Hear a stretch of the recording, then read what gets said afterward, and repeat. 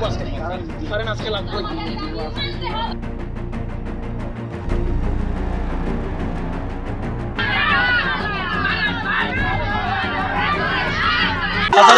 এলাকার জনসাধারণ আজকে 7 দিন ধরে খুব বিক্ষোভ হয়ে গেছে কারেন্টের সমস্যা নিয়ে।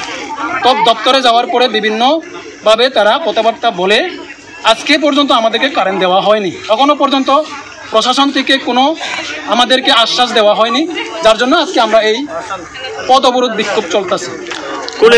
কোন এলাকাতে বলছেন আপনারা? আমাদের খাঁচারিছড়া মন্দির এলাকা সংলগ্ন এলাকাতে। এটা কি আসাম আগরতলা জাতীয় সড়ক অবরোধে?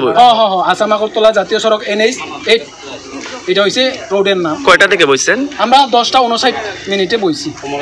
এখনো পর্যন্ত কোনো প্রশাসন থেকে আমরা কোনো আশ্বাস দিয়েছে না ভাই, দেওয়া হয়নি। আপনারা কি প্রতিশ্রুতি পাইলে আপনারা আগামী দিনে বৃহত্তর আন্দোলনে আমরা যাব যদি প্রশাসন কোনোভাবে আমাদেরকে সাহায্য না করে?